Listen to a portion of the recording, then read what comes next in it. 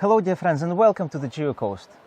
Here I'm standing with Oliver, who is a marine biologist, and in early 2000s we used to share an office when we both worked at University College Cork. Hello Oliver. Hi Max, how are you doing? Good, nice to see you. Great, good to see you too. So as I said, Oliver is a marine biologist, and tell me what's your current role? Are you working for the government at the moment? That's right, yeah, I work for a marine environment section in Department of Planning. And I work as a marine scientist with responsibility for biodiversity. Right, okay, that sounds interesting. And in this video we'll try to get kind of general Oliver's opinion on generic subjects about coastal and marine ecology and biology. So we start from simple terms for example, can you describe to people who are not familiar with this, what would be the main components of Ireland's coastal ecosystem?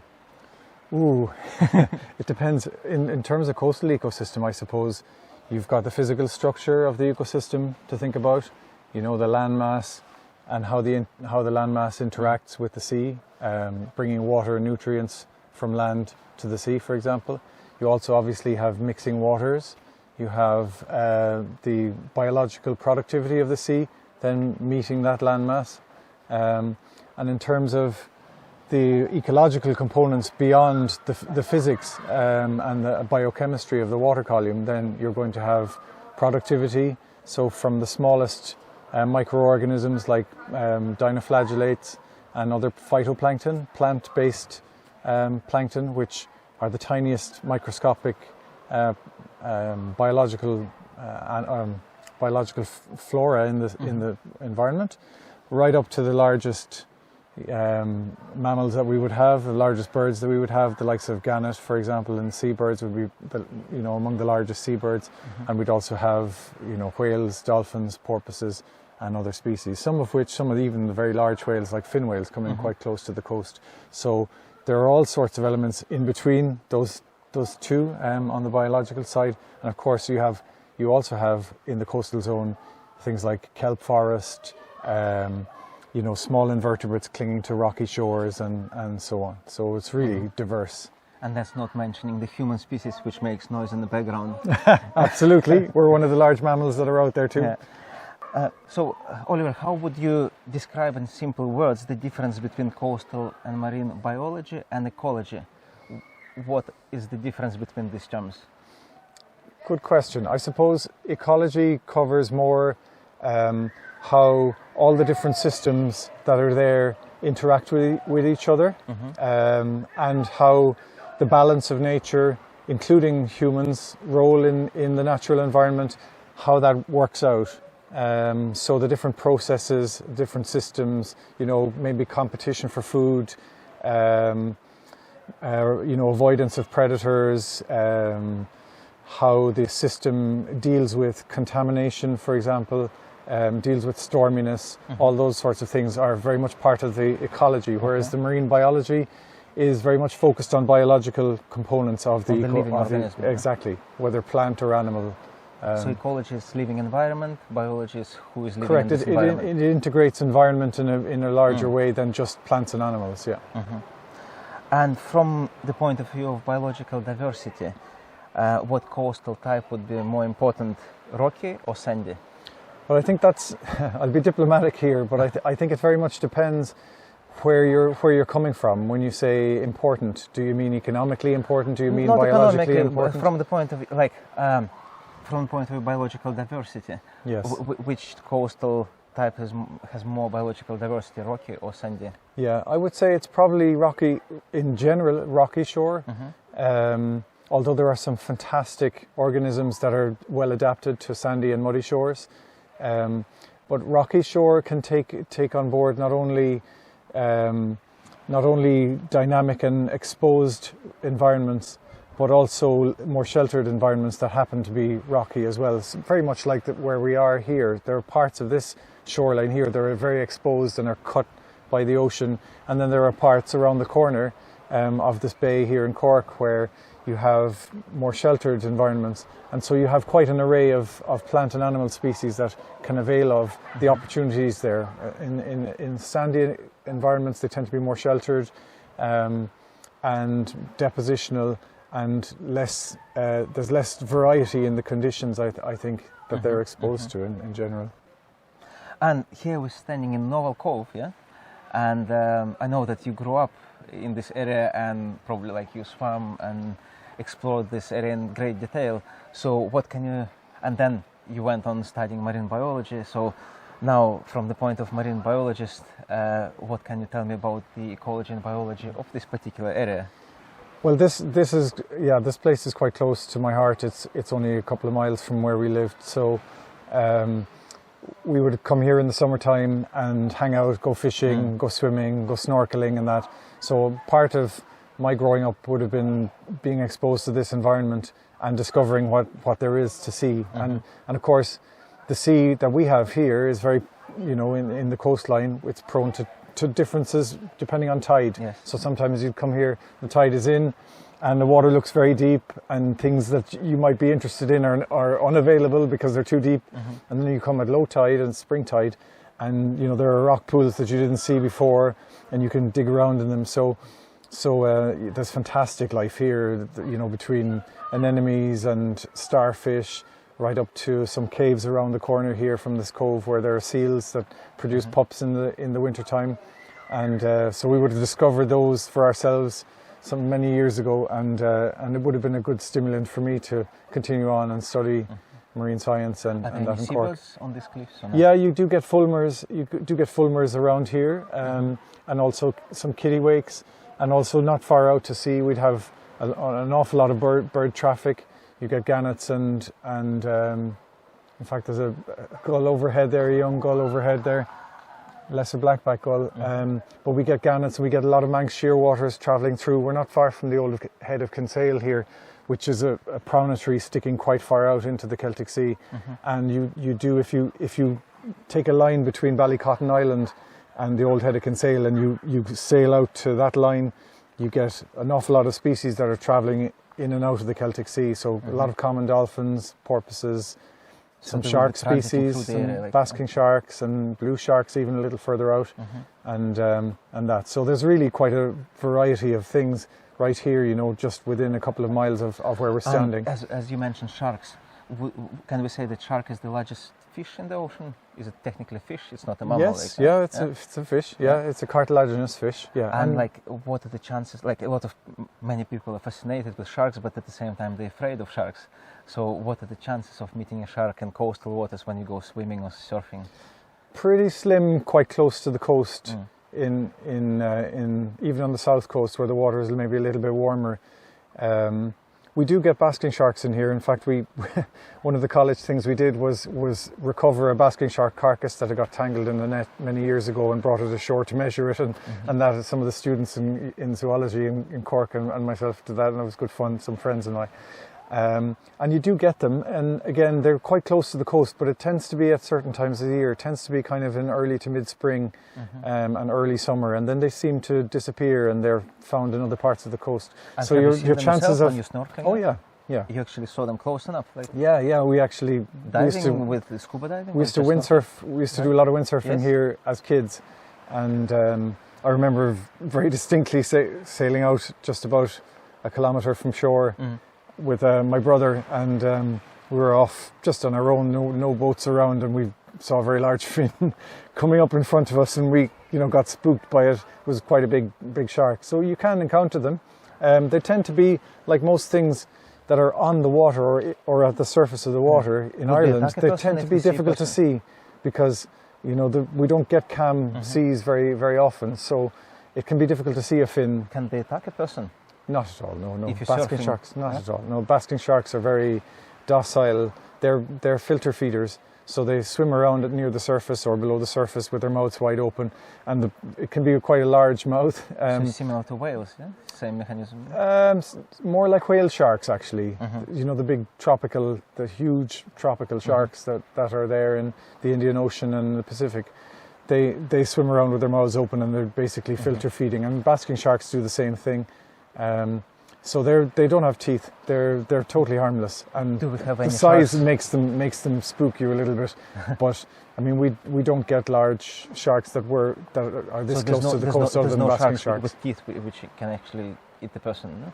I think, I mean, there are stories, of course, during the Second World War of shark attacks in the Atlantic, but again, they would tend to be maybe opportunistic, or people who were injured and who were far offshore. Right. But we do have, I mean, there was a recent survey done in Ireland using aerial survey methods that estimated, for the first time using aerial survey methods, estimated the population of blue sharks out there. So there are sharks out there in the ocean, but they tend to be further offshore, not in and around the coast where people are swimming. So the chances of an encounter, to get back to your question, the chances of an encounter, more likely to be basking shark, more likely to be in spring or early summer, and harmless. Yes. And we also had some amazing encounters with seabirds of different kinds, some of the migratory species that travel through our waters, but far offshore. So you know, these are birds that are traveling the entire circuit of the North and South Atlantic to find food and, you know, to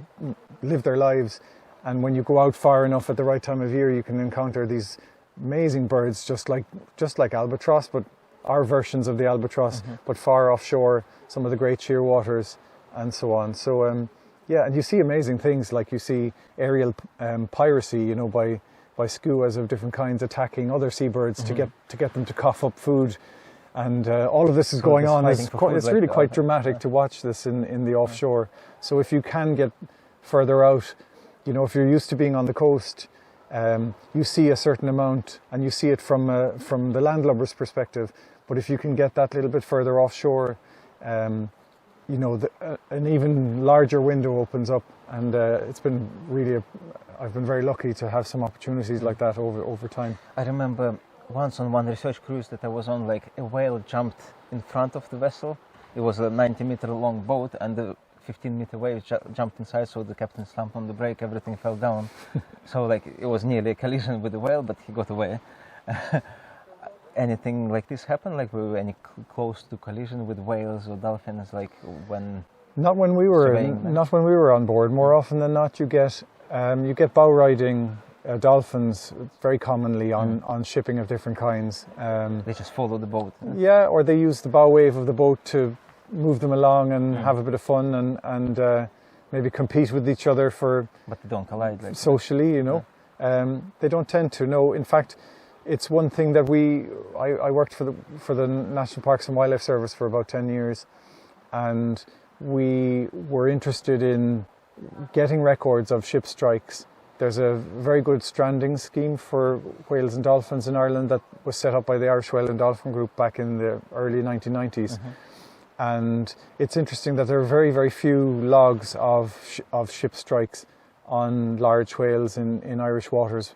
Now, whether that's animals do occasionally get struck and sink to the bottom, and they're just, you know, they decompose and scavengers remove the evidence, or whether it's just that the shipping traffic doesn't really travel through areas of high density for some of the whales. We don't really know. But the animals avoid areas of busy traffic. Of course, yeah. If they can hear a vessel and recognise it as a risk, then they're likely to move away from it if they can. And talking about dolphins, how long do they live?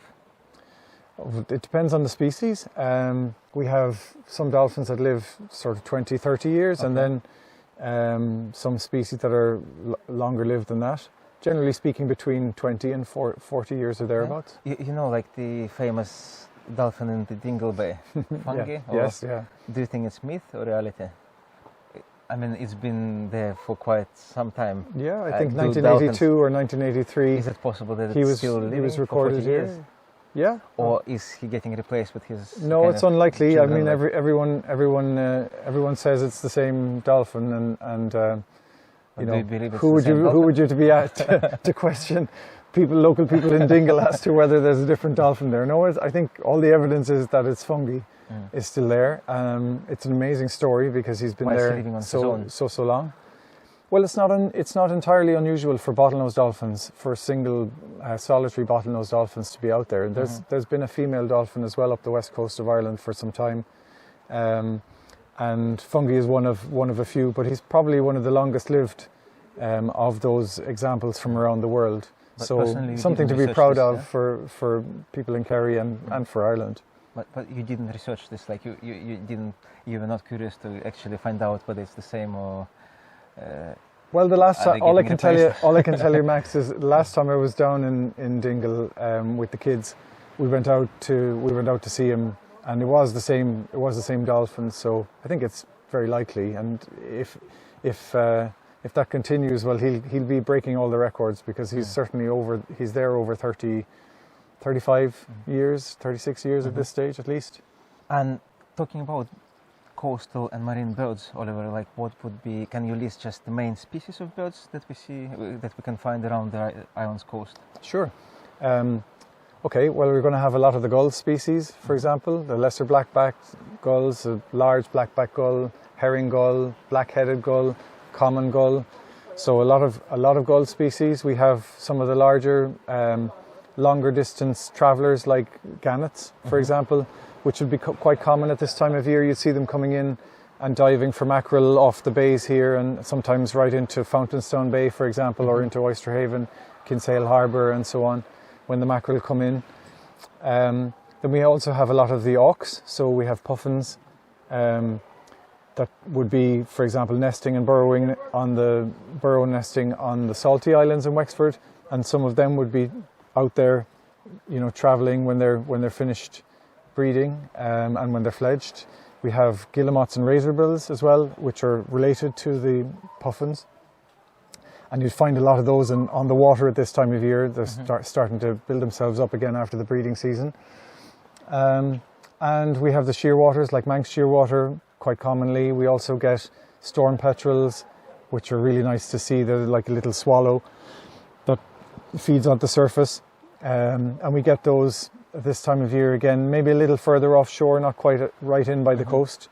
And then, of course, you have shags as well, like cormorants, also occupying the coastal area, plus fulmars and kittiwake. So we've at least 20 odd species or more of seabirds that are inhabiting this area in one shape or form.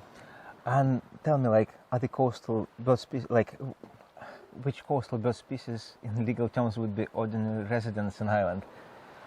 Are there birds which living all their life in Ireland, or most birds are migrating, go to other countries for nesting? And no, it depends. I suppose it depends really on the nature of the ecology of the bird. So you would have shoreline birds, for example, that are along the coast that are migratory, for example, like turnstones. But then you would have things like oyster catchers that are here year round.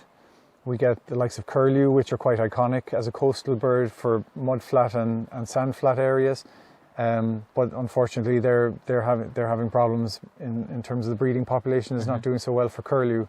But then when you move into the actual marine space, the more watery space, then you have species that are here all year round, like, for example, the auks.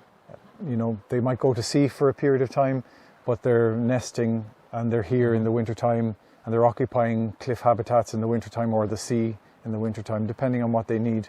So we do have quite a lot of species that are here all year round. And even within that, then you might have certain age cohorts that go to sea for extended periods. So, for example, puffins. There's really been quite a really interesting study on puffins that has shown the young animals, the young birds travelling, hundreds and hundreds of kilometres away and being at sea for quite a period of time. You're talking about years away before coming back and breeding again. So the species may be around, but that age cohort may not be here all the time. Can you please share your views on the coastal islands and the role that they play in coastal ecology and biology? Okay, well, I think that's... Is there any difference between, for example, the coast of the main island of Ireland and small kind of islands which are offshore? Like, I think there is. In general terms, a lot of the islands that we have offshore, and when we talk about islands, I suppose I see them as ones that are vegetated, that have grass in some shape or form, and may have been inhabited, as opposed to more rocky outcrops like sea stacks and things, one of which we have out here in Oval Cove. But if we're thinking about islands, I suppose most of the islands in Ireland are not inhabited anymore Some of them have never been inhabited. Most of them are uninhabited. So that gives elements of ecology a chance to occupy them. And you see that, for example, the Blasket Islands, you have an extraordinary array of seabirds using different islands on the Blaskets and living in different ways on the islands, which would have been inhabited before.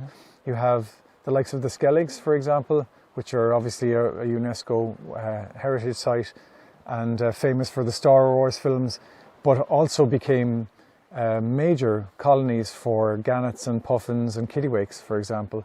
And islands like that have a huge role to play in terms of coastal and marine ecology, because they provide a safe, predator-free, in general, safe and predator-free environment for the likes of birds to nest on. And then that itself creates, different layers of ecology beneath it. The birds may fertilize the surface of the rock and actually make it viable for seeds to grow, which then allows insect life and plant life to grow, and so on. So basically the nature has a chance to be more kind of undisturbed comparatively to the coast of the main island. Correct. That's one thing that islands do provide.